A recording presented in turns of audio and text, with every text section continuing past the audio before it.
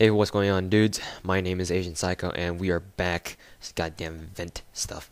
We are back for the last episode to the USP family, which is the USP's forgeable variant, the alien gun. Now, the alien gun was available for forging, I think, last year during the summer or so, but it was only for a limited time.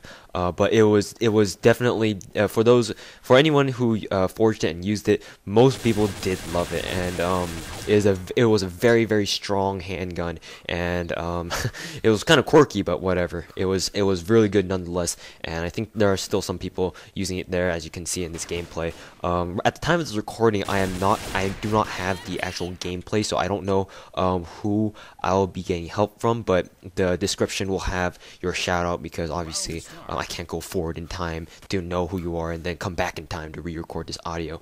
So there's that, and I'm just going to be talking about straight from my personal experiences with the alien gun, because I did forge the alien for 90 days at one time. Unfortunately, the alien gun, in my hands anyway, has expired, so I'm just going to have to go off of how I used it and how I feel about it purely from memory. So here we go.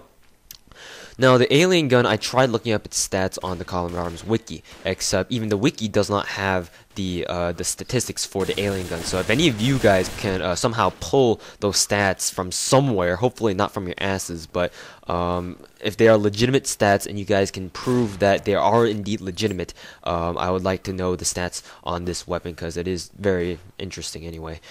So the alien gun, like I said, it is the forgeable variant of the USP, the only forgeable variant so far. Well, that goes for most guns anyway, but I'm just thinking of the G36E, which is the next family of chat reviews.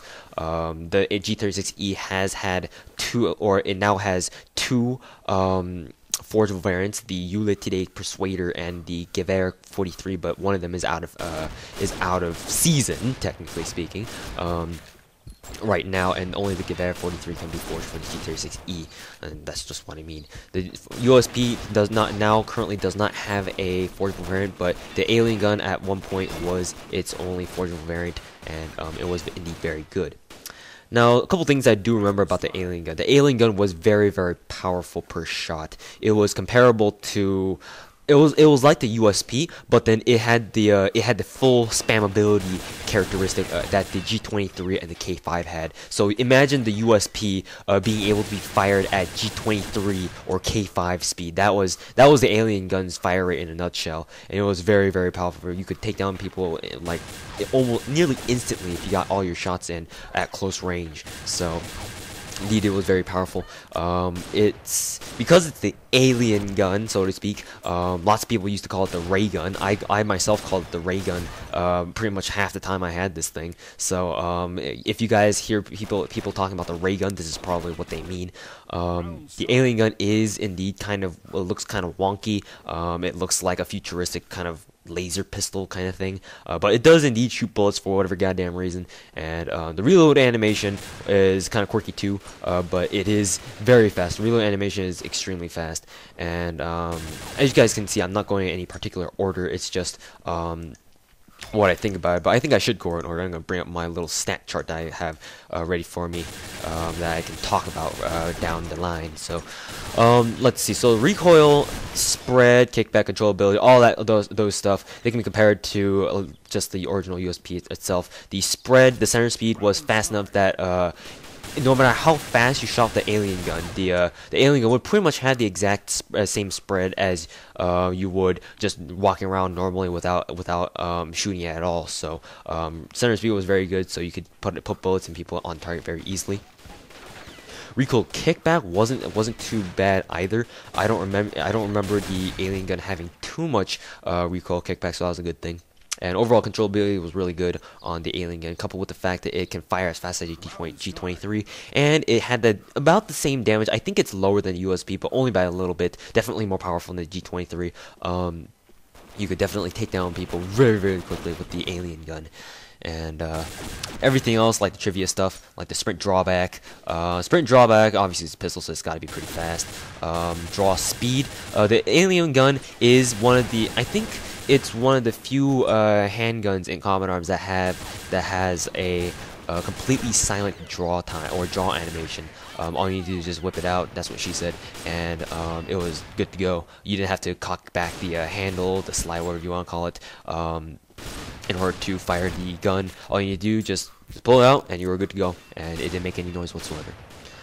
Let's see, center speed, we already covered that. Reload speed. So reload speed, I think I mentioned this before, but the reload speed was insanely fast. The reload animation is kind of wonky too. It's like you pull out some sort of lever, and then you slapped a new lever back in, and that was your reload right there, and it was really quick, and it was really good for those people who needed to have some close up and personal pistol action, and it was perfect for those kinds of jobs. Just take out the pistol and just spam away, and then if you need to reload, you can reload really quickly, even in the middle of a gunfight, and you could most likely pull off the reload and still get a couple bullets downrange.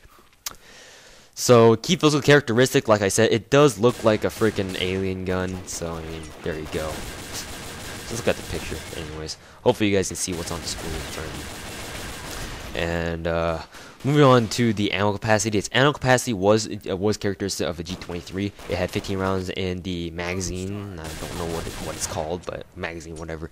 And 30 rounds in reserve, so you got plenty of ammo in that thing, just like a G23.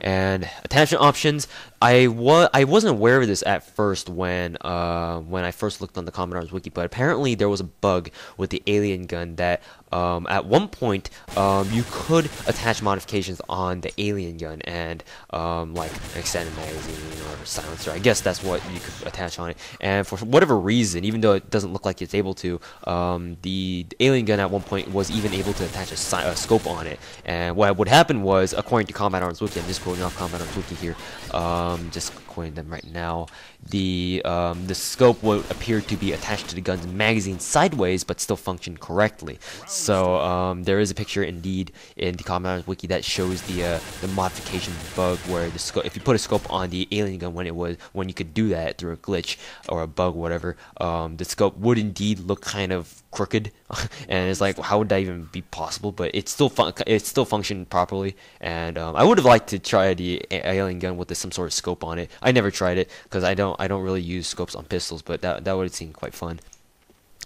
Anyways, that aside, those are attachment options. There are none, I don't think.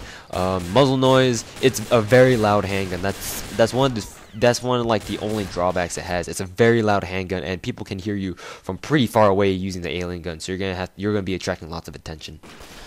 Fire team worthy, yes, because it's a very strong pistol and it's got the same ammo as a G23 does, so it's a good backup for fire team. Quarantine, I expect that the alien gun was a really fast pistol, really high portability, so I'm gonna have to say that yes, it is indeed quarantine worthy. A really good handgun or backup to have when you're trying to free run and all that shenanigans. And there was also one other bug with the alien gun that Nexon fixed, that I think like a month after they released the alien gun. The alien gun at one point was really huge on your HUD, like it nearly took up the entire bottom half of the screen. It's just so big, and that's what she said too.